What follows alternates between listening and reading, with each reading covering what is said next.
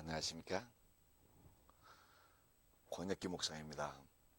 권혁기 목사의 바이블 스토리 하나님의 창조 17번째 시간을 시작하도록 하겠습니다. 17번째 시간은 지구의 운명은 사람에게 달려있다라고 하는 그 소재의 세 번째 시간입니다. 저번 시간에 여러분에게 이제 말씀드리면서 지구의 운명이 어떻게 될 것인가 라고 하는 것에 대해서 여러분에게 말씀드렸습니다. 오늘은 그 지구의 운명이 어떻게 될 것인가 라고 하는 것에 대한 보충 설명이라고 보시면 됩니다. 하나님께서 그 지구의 마지막 대형 지각 변동을 예언하셨다라고 하는 말씀을 드렸습니다. 요한계시록 16장 17절에서 20절까지 보면은요, 빨간 글씨로 있는 것만 제가 보여드리겠습니다. 큰 지진이 있어. 얼마나 큰지 사람이 땅에 있어. 온 일에 이 같은 큰 지진이 없었더라 라고 말씀합니다. 그러니까 이 지구가 생긴 이래의 최고의 지각변동이 일어날 것이다 라고 얘기합니다. 그 지각변동이 일어나는데요, 그 지각변동이 일어날 때에 각 섬도 없어지고 산악도 없어졌더라 라고 하는 말씀을 우리는 주의 깊게 봐야 된다라고 하는 말씀을 여러분에게 드렸습니다. 왜 그런 거냐, 이 예를 들어서 히말라야 산맥이 생기고 천산 산맥이 생기고 또 북미 쪽에 노키 산맥이 생기고 남미 쪽에 안데스 산맥이 생기는 것은 대형 지각변동, 벨렉 때 일어났던 그 5대양 6대주가 갈라지는 그런 지각변동 때문에 생겨났다라고 하는 말씀을 여러분에게 드렸습니다. 근데 그것이 없어진다라고 하는 것은 원래의 땅을 하나님이 그 3일째에 묻히 드러나라 말씀하신 그 상태로 되돌려 주시는 그런 장면이다라고 하는 것을 우리에게 말씀해 줍니다. 그런 대형 지각변동에 대한 예언이 히브리서 12장 26절과 27절에도 말씀하고 있습니다. 내가 또 한 번 땅만 아니라 하늘도 진동하리라 라고 하는 말씀을 합니다. 그러니까 땅도 진동하고 하늘도 진동할 것이다 라고 하는 것을 하는데, 이것은 영존하기 위하여 진동할 것, 영존, 그러니까 영원히 존재하기 만들기 위해서 진동을 시킨다라고 하는 말씀을 합니다. 이 히브리서 12장 26절 27절 말씀은 학개서 2장에 있는 말씀을 인용한 것인데요, 학개서 2장 6절과 7절을 보면 만군의 여호와가 이같이 말하노라. 조금 있으면 내가 하늘과 땅과 바다와 육지를 진동시킬 것이요 또한 모든 나라를 진동시킬 것이며, 그렇게 얘기하죠. 이 모든 나라를 진동시키는데 그 진동시키는 것이 무엇과 관련됐냐, 이 성전의 영광이 충만하게 되는 그것과 관련이 되어 있다라고 하는 겁니다. 그러니까 예루살렘 성전이 영광이 하나님의 임재에서 영광이 충만하게 되는 그런 때와 관련되어 있다라고 하는 것을 우리에게 말씀해 줍니다. 이 예언들을 보면 지구가 어떻게 변동될 것인가, 진동될 것인가 라고 하는 것을 짐작해 볼 수 있는 것입니다. 이 예수님이 재림하면서 성전의 영광이 충만하게 되고요, 그 충만하기 전에 하늘과 땅과 바다와 육지를 진동시킬 것이다 라고 말씀하고 있는 것입니다. 왜 이제 하나님께서 이렇게 그 마지막 대형 지각변동을 일으키시는가 라고 하는 것은, 이제 앞에서도 여러분에게 말씀을 드렸습니다만은 땅은 아담으로 말미암아 저주를 받는다는 거예요. 근데 지금 현재 이 땅은요, 어떻게 보면 원래 하나님이 만들어 오신 땅의 모습, 땅을 가지고 있는 것이 아니라 저주받아서 생겨난 땅이다라고 하는 것을 우리가 알 수 있습니다. 그것이 아담과 아담아, 이 흙과의 관계에서 여러분에게 말씀을 드렸었고요. 이 마지막 때의 상황을 여러분 한번 보십시오. 왜 진동시킬 것이냐? 그냥 죄가 없이 그냥 진동시키는 것이 아니라 죄악 때문에 진동시킬 것이다 라고 하는 것을 우리에게 말씀해 줍니다. 그래서 마지막 때에 대한 얘기를 하시면서 예수님께서도 마지막 때에 노새 때와 같고 노아의 때와 같을 것이다 라고 하는 말씀을 합니다. 근데 이 지금 현재가 마지막 때인가 라고 하는 부분을 보기 위해서는 이것을 자세히 봐야 됩니다. 그러니까 노새 때에 대해서 얘기할 때 창세기 18장 20절에 보면 여호와께서 또 이르시되 소돔과 고모라에 대한 부르짖음이 크고 그 죄악이 심히 무거우니, 죄악이 심히 무겁다는 거예요. 어떤 죄악이 심히 무거울까? 19장 창세기 19장 5절에 보면 롯을 부르시고 그에게 이르시되 오늘 밤에 내게 온 사람들이 어디 있느냐 이끌어내라. 우리가 그들을 상관하리라. 그렇게 상관한다라고 해요. 동성연애 한다는 얘기입니다. 그 남자들이 왔는데 그 남자들이 와서 그 천사들을 동성연애 해야 되겠다는 거예요. 이게 참 얼마나 이 시대 상황이 얼마나 악한 상황인가, 죄악으로 심각한 상황인가 라고 하는 것을 단면적으로 보여주는 상황입니다. 노아의 때에 대한 것은 저번 시간에도 여러분에게 말씀을 드렸습니다만, 어떻게 보면 하나님의 질서의 타락, 그러니까 하나님의 아들들이 사람의 딸들의 아름다움을 보고 자기들이 좋아하는 모든 여자를 아내로 삼은지라 라고 얘기합니다. 이게 뭐가 잘못됐어요? 자기 좋아하는 사람하고 결혼하는 거지. 그렇게 얘기하는데 이게 잘못됐다라고 하는 것이 하나님께서 말씀하시는 장면을 보면 알 수 있다는 거예요. 여호와께서 이르시되 나의 영이 영원히 사람과 함께하지 아니하리니 라고 말씀하잖아요. 그러니까 이게 잘못된 거니까 영원히 함께하지 않겠다라고 하는 겁니다. 그들이 육신이 됨이라. 이는 그들이 육신이 됨이라. 그 다음에 이제 노아의 시대의 창세기 6장 5절 6절 보면 여호와께서 사람의 죄악이 세상에 가득함과 그 마음에 생각하는 모든 계획이 악할 뿐임을 보시고 땅 위에 있는 사람을 지으심을 한탄하사 마음에 근심하시고 그러잖아요. 지금 현재 이 지구가 되어져가는 거 봅시다. 하나님이 기뻐하는 그런 것을 하겠습니까? 모든 계획이 악하고 하나님에 대해서 대항하는 계획들을 이 사람들이 지금 세워나가고 있겠습니까? 바로 지금이 노아의 시대요, 노새 시대다라고 하는 겁니다. 이런 성적인 타락과 지구와의 관계를 보면 여러분, 레위기 18장을 제가 계속 얘기하는데 레위기 18장의 예를 근친상간 이런 것들에 대해서 엄격히 금지하면서 동성연애들을 금지합니다. 그런데 이 미국이라고 하는 땅에서 그 대법원에서 동성연애 합법화를 선언함으로 말미암아서 온 세계가 동성애라고 하는 이란 성소수자의 인권 그런 걸 통해서 동성애라고 하는 죄악으로 타락하게 됩니다.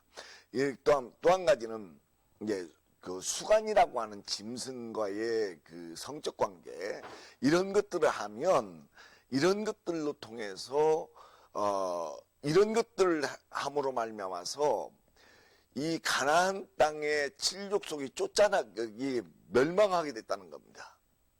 그런데 여기 중간에 보시면 내가 그 악으로 말미암아 벌하고 그 땅도 스스로 그 주민을 토하여 내느니라 라고 얘기합니다.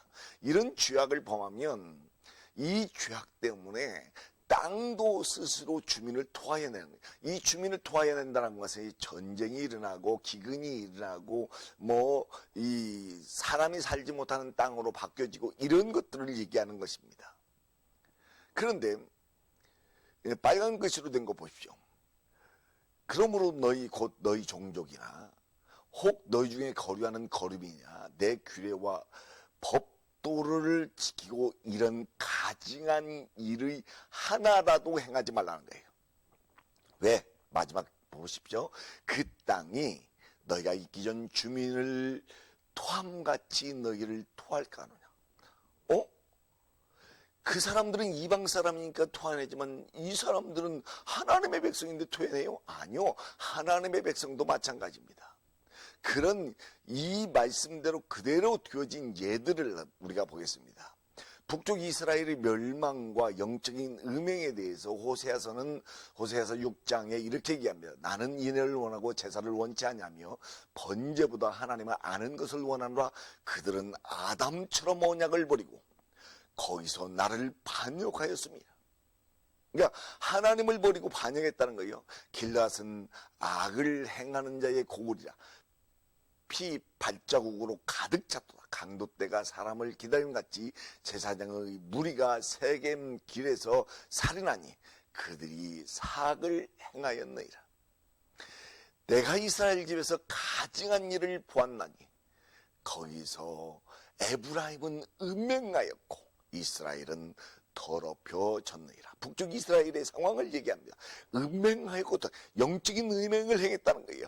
영적으로 더럽혀졌다는 겁니다. 그래서 이 북쪽 이스라엘이 아수르에게 BC 723년에 멸망을 당하게 되는 것입니다.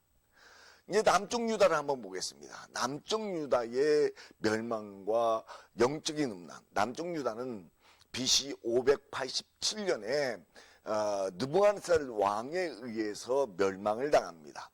근데 이 멸망을 당할 때에 그들이 했던 그 행위, 제일 마지막 것만 보겠습니다.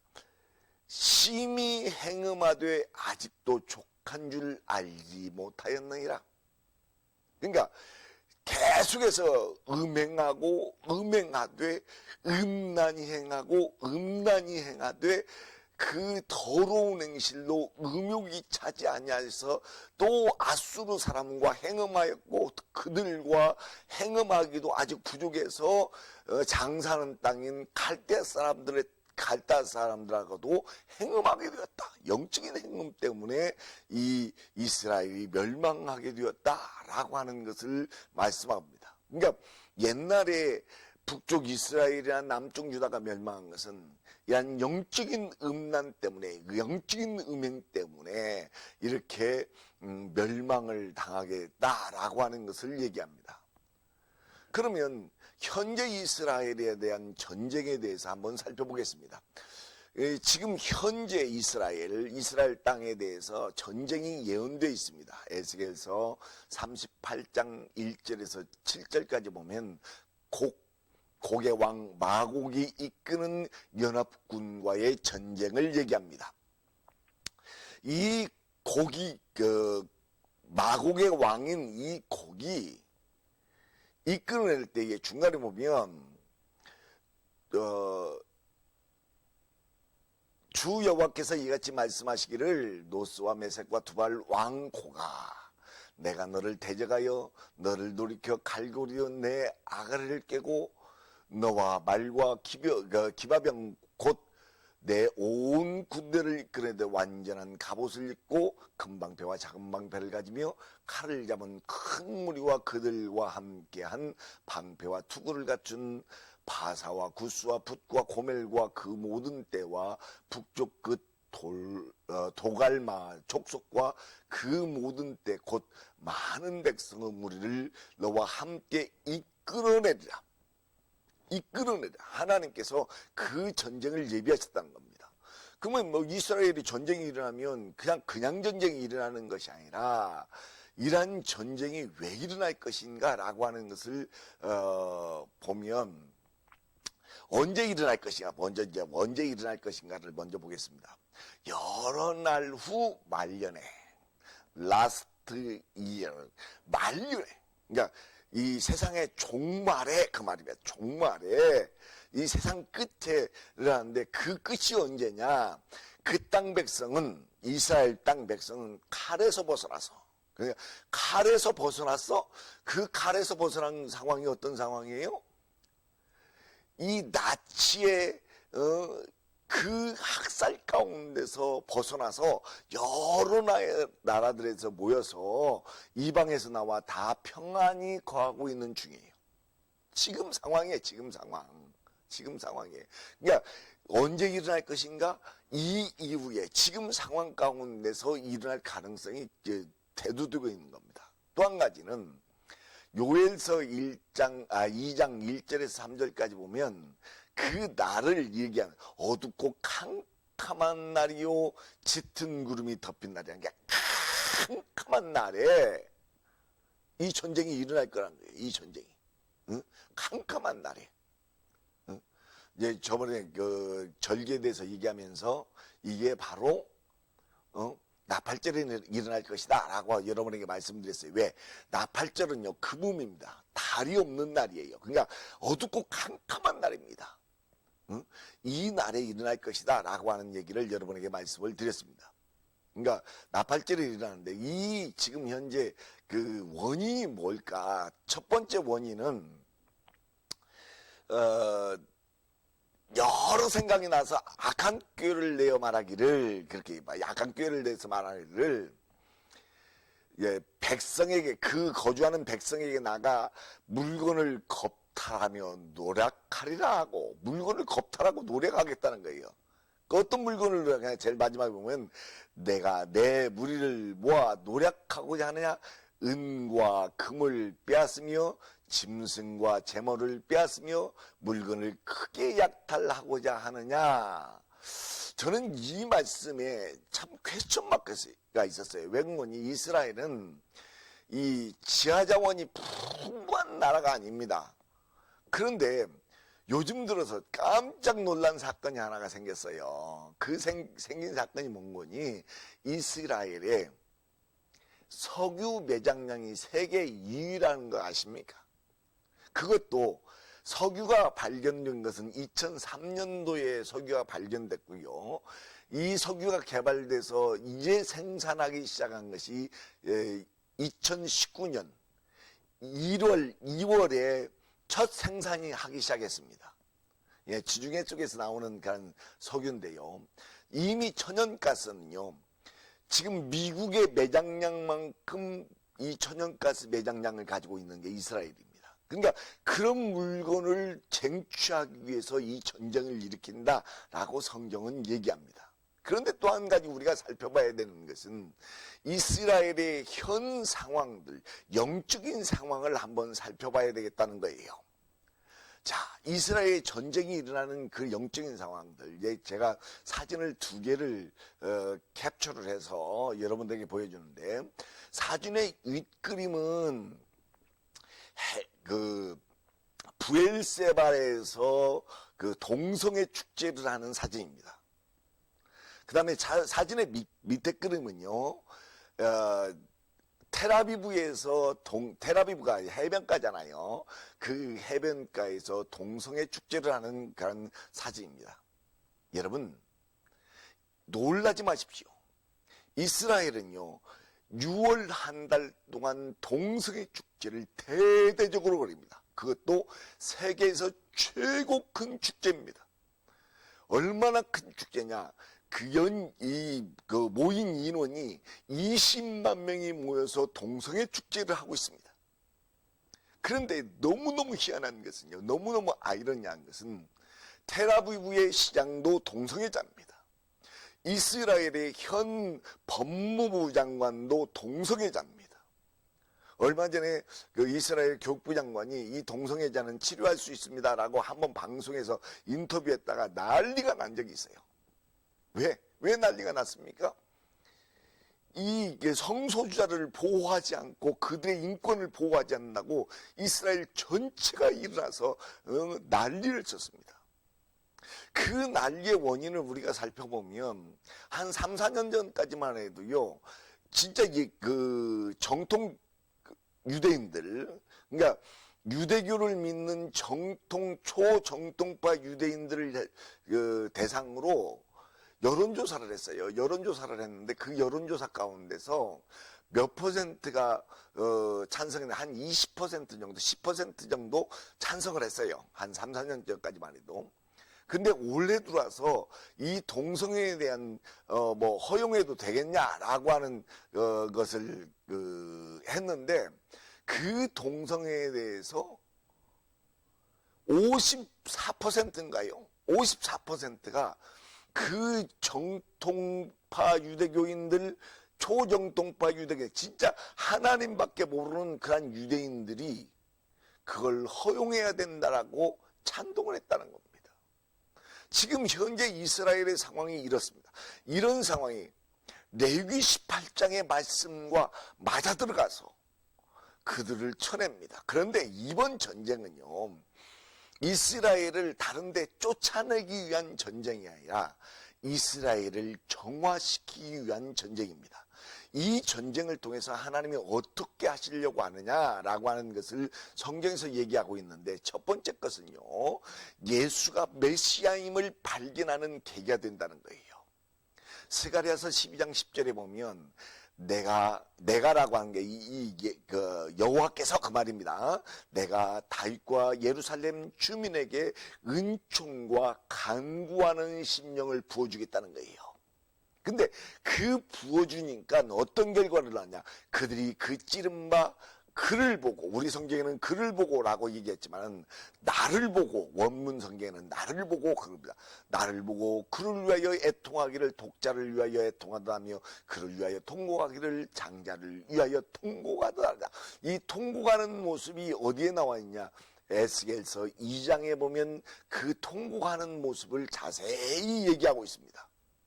그러니까 이게 바로 예수님을 발견하는, 예수님이 메시아임을 발견하는 성경 구절입니다.